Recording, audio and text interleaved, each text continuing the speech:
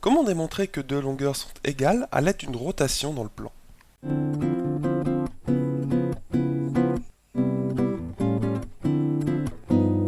Bonjour et bienvenue sur Star en Maths TV. Dans l'exercice d'aujourd'hui, nous avons un carré qui est noté ABCD et deux triangles équilatéraux notés BEA et AFD. Alors, on va faire apparaître tout de suite les longueurs donc égales. Donc, on a ici un carré qui est noté ABCD. Donc, forcément, on a AB qui est égal à BC, qui est égal à DC, qui est égal à AD. D'accord? Et vu que ABE est un triangle équilatéral, alors ici, on a aussi une longueur, enfin deux longueurs supplémentaires qui sont égales à AB. Et aussi, ici, on a AF et DF qui sont égales à AD. Donc la question est, que peut-on dire des longueurs BD, hein, ici donc la diagonale du carré BD, et EF. Donc, qu'est-ce qu'on peut en dire? A priori, d'après le dessin, il est fort probable que ces deux longueurs soient égales. Comment démontrer ça? Donc nous, on va essayer de démontrer qu'elles sont égales.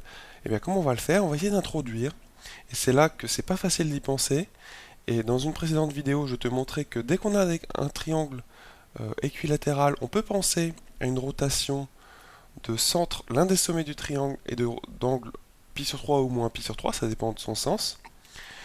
Et bien ici, on va introduire une rotation qui est de centre A, et d'angle, ici, pi sur 3.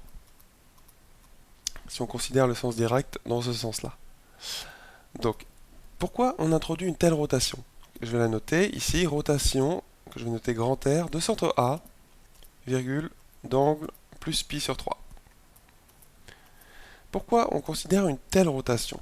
Parce que, vu qu'on a des égalités de longueur, et vu qu'on a un angle ici entre AB, le vecteur AB et le vecteur AE qui vaut pi sur 3, puisqu'on est dans un triangle qui est équilatéral, et que tu sais que les angles dans un triangle équilatéral sont tous de pi sur 3, autrement dit pi sur 3 radians, autrement dit 60 degrés, eh bien tu peux dire que la rotation du point B, donc de centre A d'angle plus pi sur 3, elle donne E. Et pourquoi cette rotation qui transforme B en E est bien de centre A et d'angle pi sur 3, pourquoi cette rotation qui transforme B en E existe en fait? Eh bien c'est tout simplement parce qu'on est dans un triangle équilatéral justement. Et je te le montrais dans une précédente vidéo. C'est justement par le fait qu'on est AB égale à E et que l'angle formé entre AB, le vecteur cette fois-ci, et le vecteur AE soit égal à pi sur 3, eh bien c'est parce qu'on a ça qu'on peut dire que R de B, c'est-à-dire l'image du point B par la rotation de centre A d'angle plus pi sur 3, égale E. D'accord?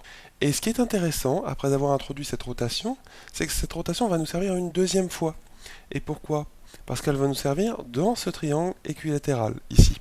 En effet, l'image cette fois-ci du point D par la rotation, donc on va noter R du point D, bien, à quoi elle est égale?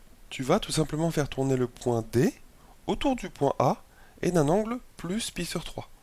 Donc qu'est-ce que ça te donne?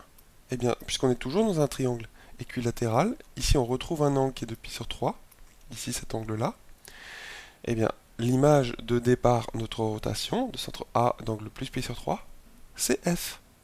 Donc ici, l'image de départ R, c'est F. Pour les mêmes raisons, en fait, que ce qu'on a noté ici, donc qu'on va adapter, en fait, on a tout simplement AD égale à F. Ici, j'ai oublié de mettre des parenthèses, hein, mais c'est un angle formé par les deux vecteurs. Et on a également l'angle formé par les deux vecteurs, donc justement AD, les vecteurs AD cette fois-ci, et AF. Cet angle-là, il vaut pi sur 3, puisqu'on se trouve dans un triangle équilatéral d'après l'énoncé de l'exercice. Donc ce qu'on a, c'est qu'on obtient ces deux relations-là. Donc tu vas me dire, oui, très bien, mais quel rapport entre les longueurs BD et EF dont on aimerait démontrer qu'elles sont égales? Eh bien en fait, ça va nous être très utile d'avoir introduit cette rotation. Pourquoi? Parce que rappelle-toi une chose, c'est qu'une rotation, ça conserve les longueurs. C'est-à-dire qu'au départ, tu as la longueur ici BD. D'accord? Tu as la longueur ici BD, et que nous on transforme en la longueur EF, avec la rotation R, de centre A d'angle pi sur 3. Donc en fait, au début, tu as une longueur, qui est la longueur BD, qui correspond à une des diagonales du carré ABCD. Donc je peux la faire apparaître. En fait, c'est cette longueur-là, et que l'on a transformée avec notre rotation grand R en cette longueur-là, qui est EF. Et tu sais qu'une rotation, ça conserve les longueurs. Et je vais le noter parce que c'est une propriété très importante, et c'est la propriété qu'on utilise ici. Une rotation dans le plan, je le note pour que tu le visualises bien et que tu t'en souviennes le plus longtemps possible. Une rotation dans le plan conserve les longueurs. Ça conserve pas que les longueurs d'ailleurs. Ça conserve aussi le parallélisme, ça conserve les angles droits, etc. Ça conserve pas mal d'autres choses. D'accord? Donc en fait, c'est vraiment la propriété d'une rotation qu'on va utiliser ici, puisque si tu as la longueur BD qui est transformée en EF par cette rotation, eh bien ça veut dire justement que BD égale EF en longueur. Donc les longueurs se notent comme ceci, sans crochet ni parenthèse, bien sûr sans vecteur. Donc voilà comment on a réussi à démontrer que ces longueurs ici sont égales. C'est pas évident, autrement qu'en utilisant une rotation, de le démontrer ici. En tout cas, utiliser une rotation de centre A et d'angle pi sur 3, eh bien ça va beaucoup plus vite.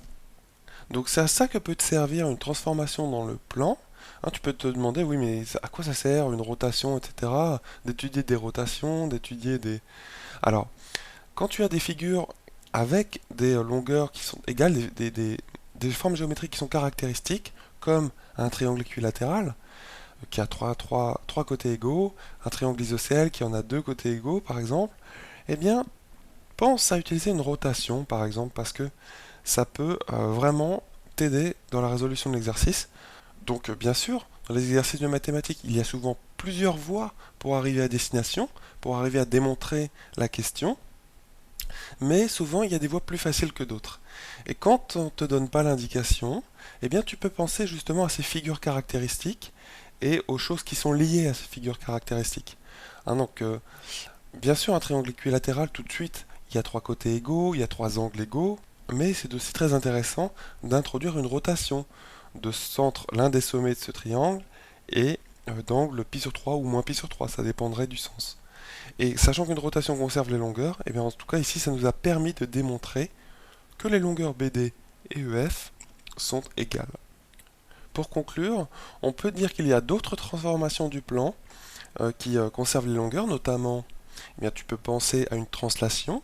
Et d'après toi, quelle est la transformation caractéristique que vous avez vue en première S qui ne conserve pas les longueurs? Eh bien en fait c'est l'homothétie. L'homothétie qui a toujours un centre et un rapport. Rappelle-toi, ce sont les deux paramètres qui caractérisent une homothétie. Eh bien en fait le rapport, s'il n'est pas égal à 1, eh bien, ça veut dire que l'homothétie transforme les longueurs, les fait grossir ou les fait se rapetisser.